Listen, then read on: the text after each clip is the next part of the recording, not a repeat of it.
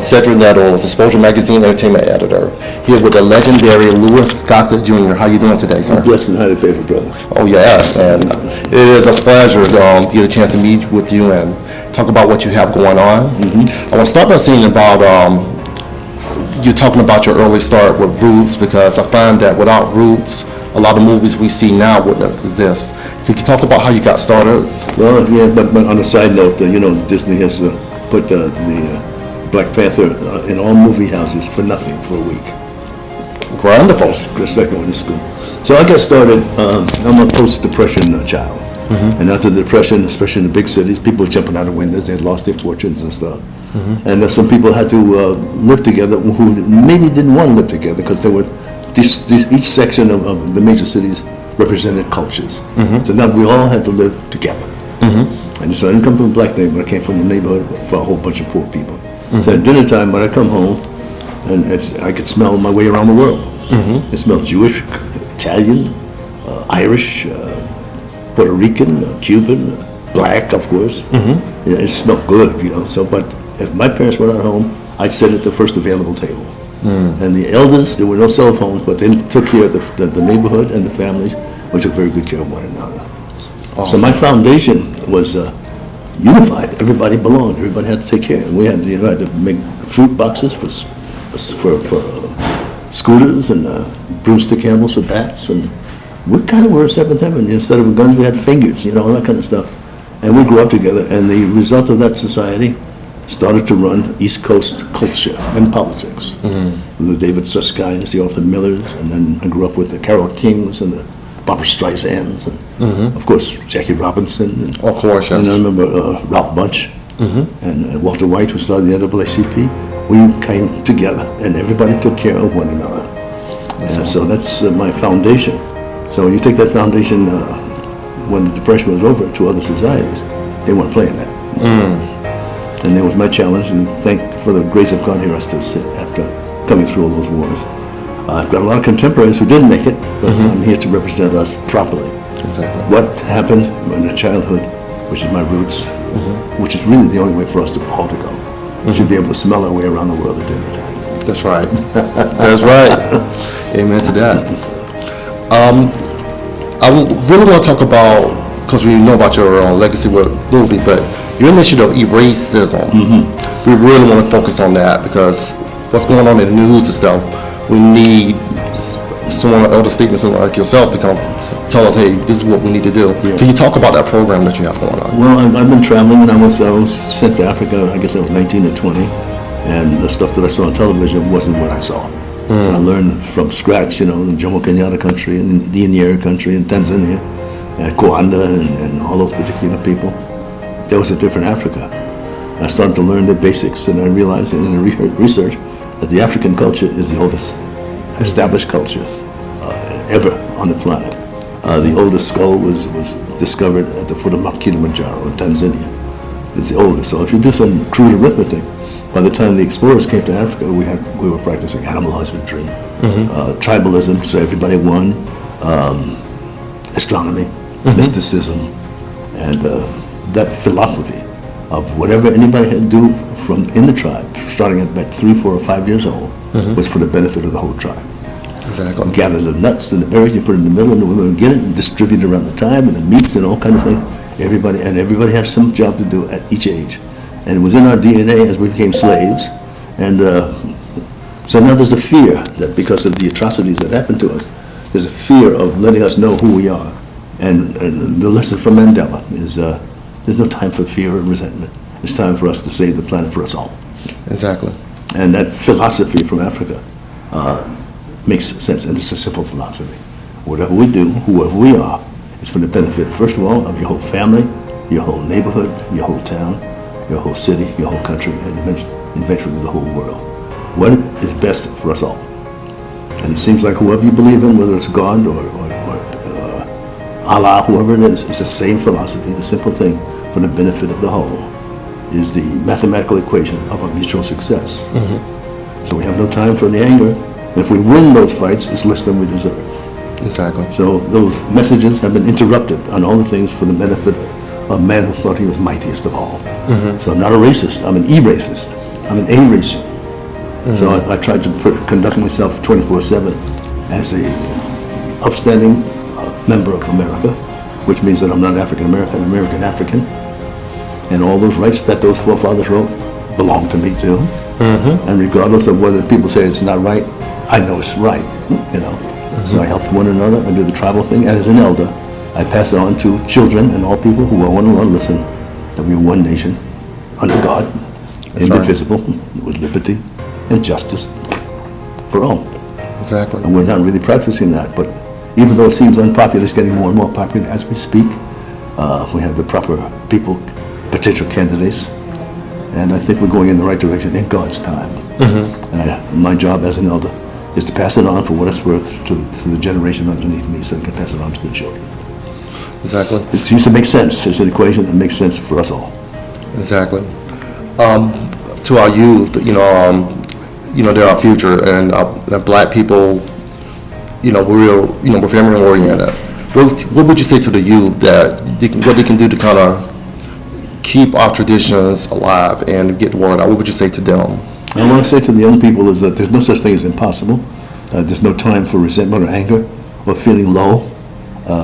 There's, as you can see in the headlines through sports and politics and music and movies, it's just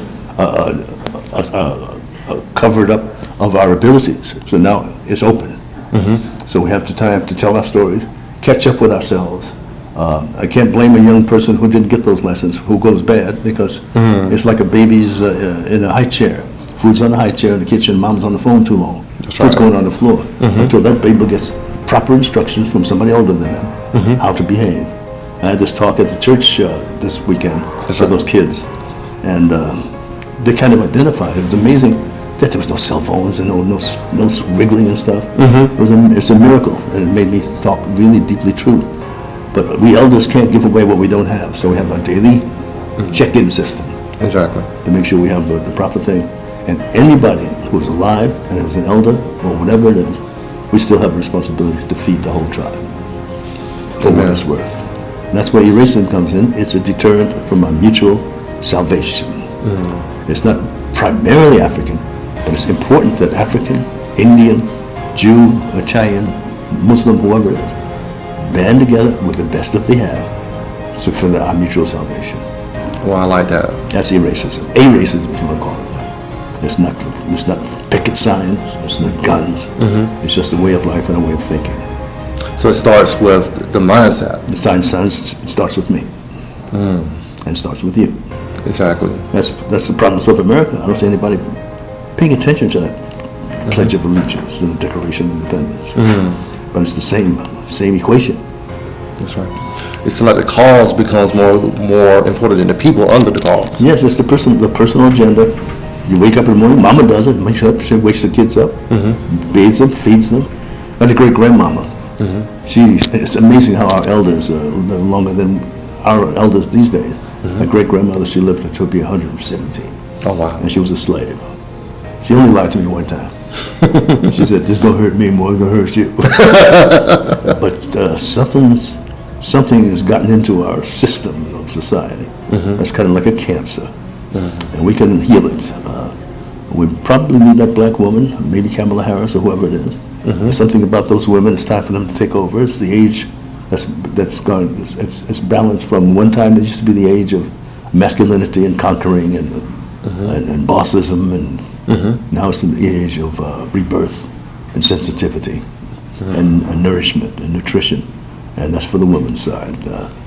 It's two halves of a heart, if you want to call it that. Exactly. So we need to listen to what I believe in God. So Oh yeah. so God has put that situation in our midst, and it's up to us to pay attention. There's no human being in charge of another human being. Do you feel that we still got ways to go as how we're represented as black people in the media? Oh, we've done some enormous strides since the last 5 years. Thank God for Spike Lee and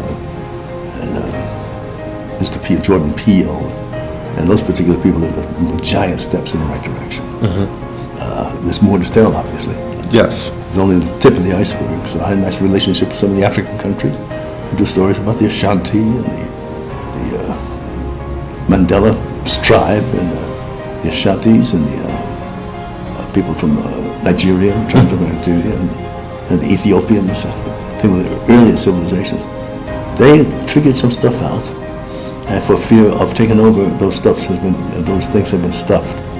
There's no fear. We have the power to eliminate fear. We can't survive without everybody's best input. Amen. Yeah. So now it's the time for common sense. Yeah. There's common sense. There's no revolution or anything like that. I can see the Al-Qaedas, and they're very upset. They want to kill everybody because they were cut completely out. But there's something to be said if we care about our children, and they're the number one commodity on the planet. What messages we give to those children is how the planet's going to go. Wow. And so it can't be wake up as soon as you get a knife, kill somebody. It can't be it. Or being superior, that can't be it. So maybe it's what can we do together to save it all? So it starts with love. It starts with love and mutual understanding of your brother or your sister, and all that friction is going to go away because we have not paid attention to the maintenance of the planet, like what we used to do back in the good old days. The maintenance of make sure that the stuff you eat had no chemicals in it. Make sure the vegetables and fruit was fresh from a tree, fresh from the ground. The ocean's got to be cleaner and clear. The air's got to be cleaner. And we have jobs to do to keep that mathematical, natural relationship between us and the planet in a clean way, so everything takes care of itself. And we have not paid attention. So we have a lot of things to do together, and the last of it is war. And as far as education, what are your thoughts on black people in this country being educated and maybe thinking for themselves? What do you say about that? I think education is essential. All these universities are pretty essential. These historical black universities have become quite more important. It's not that it's accented on black, but what is missing in the major universities is included in the black universities, so that they can have a bigger belief system of how important they are, especially the reconnection with their own culture. And so it's such a major culture. There is a crack in the armor. The crack in the armor is that the existing rules in universities, in law and medicine and law is changing and cracking because it belongs to one nation, under God, individual for us all. And finally, those movies are coming out. Those athletes are taking over. Those politicians are taking over. So it is really a very natural combination, which is the promise of America. It's the promise of the United Nations. Now we're back on the right track. So these young people in these schools, they have an unlimited view of how far they can get. There's no such thing as impossible. Yes, ma'am. Yes, sir. There's ma'ams over there and sirs over here.